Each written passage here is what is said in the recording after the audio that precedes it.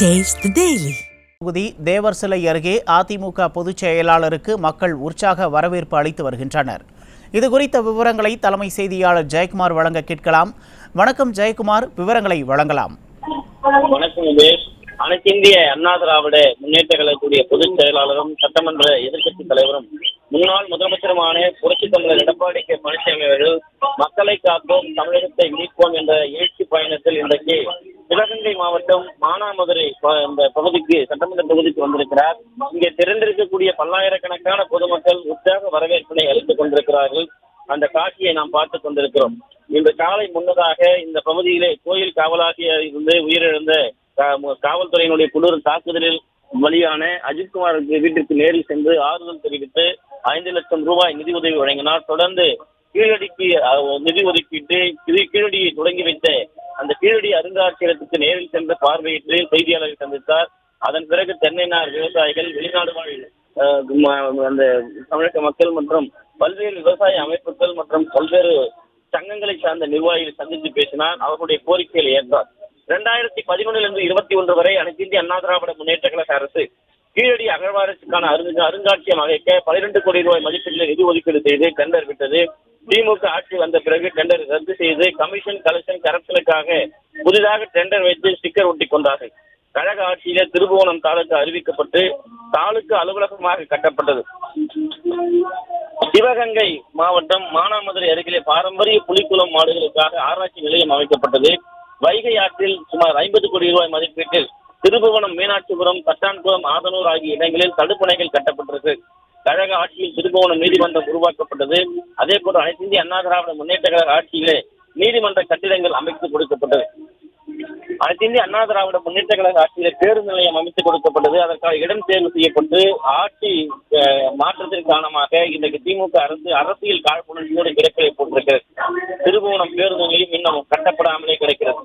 குறிப்பாக மானாமதுரை வைகை ஆற்றின் குறுக்கே கண்ணார் தெருவைச் சேர்ந்த கிருஷ்ணராஜபுரம் காலனியை இணைக்கக்கூடிய தரைப்பாலம் 9 கோடியில் அமைக்க கழக ஆட்சியிலே அரசாணை வெளியிடப்பட்டது. அதை திமுக அரசு ரத்து செய்திருக்கிறது.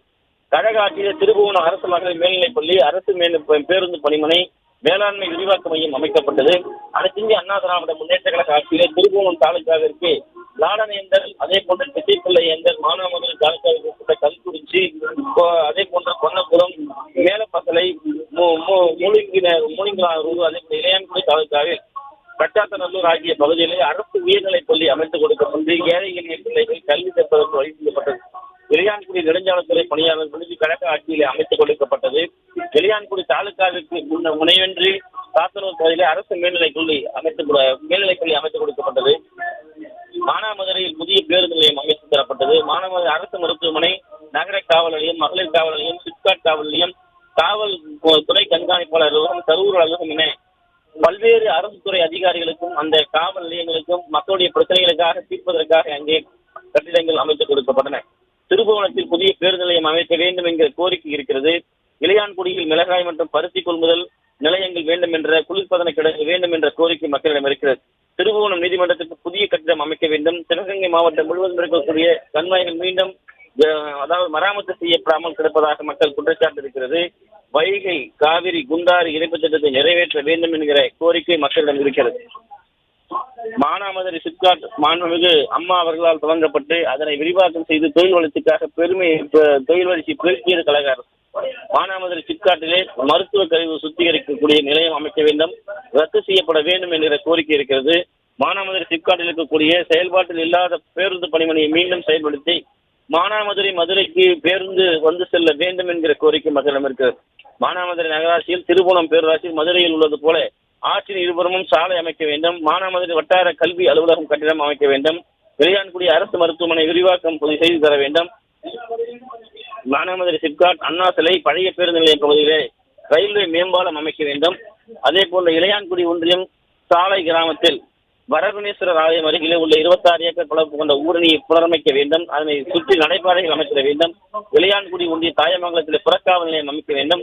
இளையான்குடி பேராட்சி தரம் உயர்த்த வேண்டும், நகராட்சியாக வேண்டும். இளையான்குடி ஊராட்சி ஒன்றியத்தை பிரித்து சாலை கிராமம் தலைமையாக வைத்து தனி ஒன்றியத்தை உருவாக்க வேண்டும்.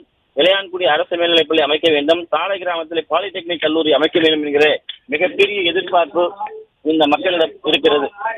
இப்படி பல்வேறு கோரிக்கைகளை இன்றைக்கு ஆளுநர் திமுக அரசு கண்டுகொள்ளவில்லை என்றும் 526 வெற்று வாக்குறுதிகளை மட்டும் இன்றைக்கு அறிவித்துவிட்டு எதனையும் நிறைவேற்றாமல் வயிற்று அளித்திருப்பதாக வஞ்சித்திருப்பதாக வேதனை தெரிவிக்கிறார்கள். தற்போது இந்த பகுதியில் குழுந்திருக்கக்கூடிய பல்லாயிரக்கணக்கான மக்கள் மத்தியிலே மாவட்ட செயலாளராக இருக்கக்கூடிய குறிப்பாக சிவகங்கை மாவட்ட செயலாளர் செந்தில்நாதன் பேசி வருகிறார். தொடர்ந்து அனைத்து இந்திய அண்ணா திராவிட முன்னேற்ற கழகத்துடைய பொதுச் செயலாளர் புரட்சியாளர் எடப்பாடி கே பழனிசாமி உரையாற்றி வருகிறார். அந்த நேரலை காட்சிகளை பார்க்கலாம்.